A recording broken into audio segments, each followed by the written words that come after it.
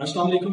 GFRP engineering private limited आप देख रहे हैं और मैं इंजीनियर हसन अली आज आपसे मुखातिब हूँ। और आज की इस वीडियो में मैं आपको बताता हूँ कि फाइबर ग्लास के और MS के GI के डिफरेंट आपने वेयर हाउस या शेड्स देखे होंगे। तो डिफरेंट शेड्स जो हैं ये डिफरेंट मटेरियल्स के बने होते हैं। इसको हम रूफिंग शीट कहते हैं। तो रूफिंग शीट जो है वो ये फाइबर ग्लास की भी होती है, ये MS की भी होती है, ये GI की शीट्स भी होती हैं और ये पॉलीकार्बोनेट्स की शीट भी होती है और भी डिफरेंट वेरियस मटेरियल्स हैं जो जिनकी ये शीट जो है वो बनाई जाती है। लेकिन बात ये है कि MS जब फाइबर ग्लास आया हुआ है तो हमें MS पे जाने की क्या जरूरत है। ठीक है, मसला ये है कि जब हम MS की शीट लगाते हैं तो MS की शीट जो है आपको पता है लोहा है उसको जंग लगता है। ठीक है, तो ये शीट चूंकि ओपन लगनी होती है, रूफ के ऊपर लगनी होती है, तो जब बारिशें होती हैं तो बारिशें भी इसके ऊपर आती हैं। ठीक है, बारिशें जब इसके ऊपर आती हैं और उसके बाद एयर भी चलती है तो अगर आपको रस्ट का बेसिक फिनोमेना पता हो तो फिर रस्टिंग स्टार्ट हो जाती है, जंग लगना शुरू हो जाता है। तो जब जंग लगना शुरू हो जाता है, ये ग्रोइंग स्टार्ट हो जाती है, तो ये शीट जो है वो आहिस्ता आहिस्ता अपनी लाइफ खोना शुरू कर देती है और एट द एंड ये खत्म हो जाती है, इसके अंदर सुराख हो जाते हैं, फिर पानी जो है वो ये छत से नीचे आ जाता है। नीचे आपने अगर वेयर हाउस बनाया हुआ है, फर्स्ट करें वो कपड़े का वेयर हाउस है, तो आपका सारा कपड़ा भीग जाएगा, नीचे आपका नुकसान हो जाएगा। तो इसका सोल्यूशन क्या है? देखिए, सबसे पहले तो जब आप शीट लगवाएं, जब आप ये शर्ट लगाएं, जब आप ये वेयर हाउस लगवाएं, अपने घर में भी ये घरों में भी ये फाइबर ग्लास के शर्ट्स लगते हैं। ठीक है, छोटे छोटे। लेकिन घरों के लिए हम रिकमेंड करते हैं कि आप MS या GI की तरफ ना जाएं, आप फाइबर ग्लास की तरफ जाएं, क्योंकि फाइबर ग्लास में अवेलेबिलिटी है डिजाइन की, डेकोरेशन की। तो घर में क्योंकि खूबसूरती लानी होती है तो उसमें डिफरेंट कलर्स भी अवेलेबल होते हैं और भी काफी सारी वैरायटीज होती हैं, वो हम आपको गाइड करेंगे कभी। तो अभी मेरा जो कंसर्न है वो है इंडस्ट्रियल पॉइंट ऑफ व्यू पे जो इंडस्ट्रियल बड़े बड़े शेड्स लगते हैं उनमें आप ये शीट लगवाते हैं और एट द एंड वो 4 5 साल 8 साल के बाद वो शेड खत्म होना शुरू हो जाता है, उसकी लाइफ खत्म होना शुरू हो जाती है। तो अब इसका सोल्यूशन क्या है? इसका सोल्यूशन ये है कि जब आप जो है वो उसका MS का शेड लगवाएं या MS की शीट्स लगवाएं, इंस्टॉल करें, तो सबसे पहला काम तो आप ये करें कि उसके ऊपर फाइबर ग्लास की एक लेयर लगवा लें या एक फाइबर ग्लास का कोट लगवा लें। ठीक है, अब वो कोट क्या करेगा, वो उसको प्रोटेक्ट करेगा एनवायरमेंट से। अब बारिश तो उसके ऊपर होगी लेकिन वो कोट शीट के साथ बारिश के पानी को इंटरेक्ट नहीं होने देगा, ना एयर को इंटरेक्ट होने देगा। तो वही फिर बैठ जाए हम रस्ट का फिनोमेना जो है, तो रस्टिंग स्टार्ट नहीं होगी। जब रस्टिंग स्टार्ट नहीं होगी तो शीट की जो लाइफ है वो डबल हो जाएगी। ठीक है, एक चीज। दूसरा, जब इस शीट को फिक्स किया जाता है, जब स्ट्रक्चर के ऊपर शीट को फिक्स किया जाता है तो इसके अंदर सुराख करके डिफरेंट तरह के मैकेनिज्म है, इसको बाज लोग रिवेट करते हैं, बाज लोग जो है वो वेल्डिंग कर देते हैं, बाज लोग कुछ और। तो वो जो पॉइंट है वहां पे सुराख हो जाता है, तो उस सुराख को कुछ लोग सिलिकॉन से बंद कर देते हैं, कुछ लोग और एडेसिव यूज कर लेते हैं, लेकिन वो एक परमानेंट सोल्यूशन नहीं है। तो वो जो सुराख है उनके ऊपर आप फाइबर ग्लास का एक पीस लगवाएं, 4x4 का, 6x6 का, 8x8 का एक स्क्वायर पीस लगवा लें आप। ठीक है, ताकि वहां से पानी, मोस्ट प्रोबेबली पानी वहीं से आता है नीचे। ठीक है, और वहां से ही क्रिएशन स्टार्ट होकर आगे चलती है, क्योंकि वो कंसेंट्रेटेड पॉइंट है। उसके बाद अगर आप जो है वो और इसको मजीद इंप्रूव करना चाहते हैं तो आप एक फाइबर ग्लास की लेयर कंप्लीट के ऊपर लगवा रहे हैं, लेकिन बात वही है कि आपकी कॉस्ट बढ़ जाएगी। अब अगर आप ये भी नहीं करना चाहते, ठीक है, ये भी नहीं करना चाहते, तो आप अब क्या करें कि ये सारा आइडिया ही फ्लॉप कर दें। ये MS की तरफ आप क्यों जाते हैं? आप ये फाइबर ग्लास की जो शीट्स हैं, बड़ी क्वालिटी की शीट्स अवेलेबल हैं, आप 3 mm की फाइबर ग्लास की शीट लें और अपने पूरे स्ट्रक्चर पे लगा दें। अब ये क्या करेगी, ये एनवायरमेंटल इफेक्ट इसके ऊपर नहीं आता। ठीक है, बारिश होती रहे, पानी पड़ता रहे इसके ऊपर, एयर चलती रहे, इसको जंग तो लगना नहीं है। ठीक है, ये तो आपको भी पता होगा। अब जब इसको जंग नहीं लगना तो फिर, और ये एनवायरमेंटल फ्रेंडली भी है, तो हम इसकी तरफ क्यों नहीं आते? ठीक है, मार्केट में आपको लोगों ने शीट्स दी होगी। अब एक फैक्टर इसके अंदर भी है, मैं ये सारी इसकी बेनिफिट्स ही ना बता रहा हूं।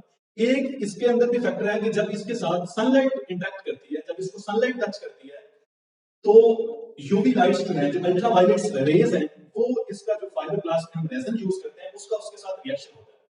तो जब रिएक्शन होता है तो आपने देखा होगा कुछ अर्से के बाद, आपने कभी फाइबर ग्लास की शीट इवन घर में भी लगाई हो या शर्ट लगवाया हो, तो वो कुछ अर्से के बाद व्हाइट व्हाइट शेड देना शुरू हो जाता है। What is the reason behind that?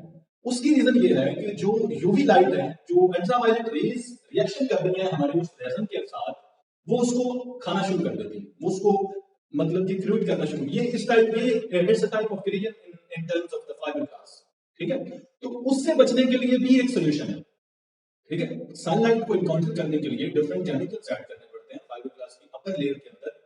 ये चीजें आपको रेडी वाला, फटे वाला, आम शॉप्स वाला दुकानदार नहीं बताएगा। इसीलिए आप रेट्स में फर्क डाल दें, इसीलिए जो है वो आप रेट में हमारे साथ कंपैरिजन में बात कर रहे होते हैं कि यार वो 180 रुपए दे रहा है, वो 150 रुपए दे रहा है, वो 100 रुपए दे रहा है। मेरे भाई 100 रुपए वाला काम भी होता है, लेकिन आप एक प्राइवेट लिमिटेड कंपनी है, वो 100 रुपए के बदले इस तरह के हम ऑर्डर भिजवा कर देते हैं।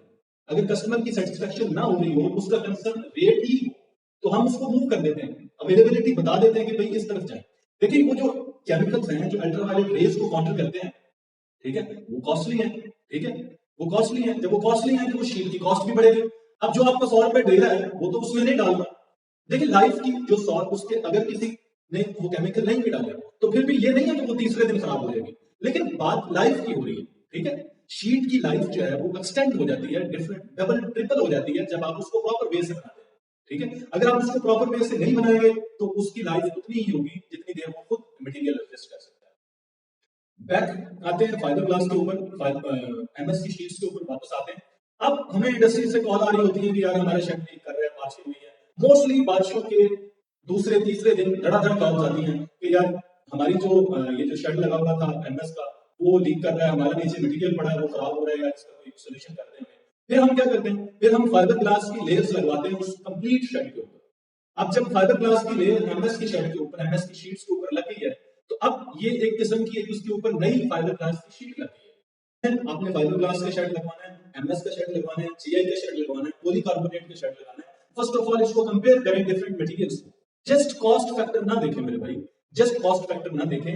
आपने अगर इस इंडस्ट्री में 5 साल 10 साल रहना है तो आपके बाद भी कोई आएगा, अगर आपने बेसिक सोल्यूशन ठीक दिया होगा तो वो आपको अच्छे लफ्जों में याद करेगा, ठीक है। और ऑनर्स हजरात जो है उनको भी ये चीजें नहीं पता होती, तो फर्स्ट ऑफ ऑल रिसर्च करें कि आपने जो शेड लगवाना है वो कौन सा शेड। अब डिफरेंट अवेलेबिलिटी है, मैं जो फाइबर ग्लास का काम करता हूँ, हम एमएस की शीट्स का काम भी करते हैं, ठीक है। हम फिक्सिंग भी करते हैं, हम बनाते भी हैं, हम स्ट्रक्चर्स भी बनाते हैं। हम आपको मुकम्मल गाइड करेंगे, ठीक है। हम आपको पिक्चर की दोनों साइड्स दिखाएंगे, एक साइड नहीं दिखाएंगे। हम इंटरेस्ट यही लेते हैं कि आप फाइबर ग्लास की शीट लगवाएं, ठीक है। फाइबर ग्लास की शीट के अंदर भी डिफरेंट हर्डल्स हैं।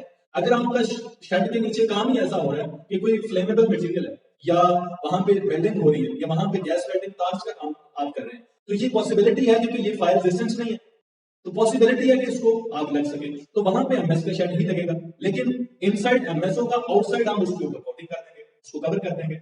तो पॉसिबिलिटी बनानी होती है, मिक्सर बनाना होता है, डिफरेंट सॉल्यूशंस हैं, एक चीज का एक ही सॉल्यूशन नहीं है, तो डिफरेंट मटेरियल्स को ऐड अप करके एक प्रॉपर सॉल्यूशन निकल आता है, ठीक है।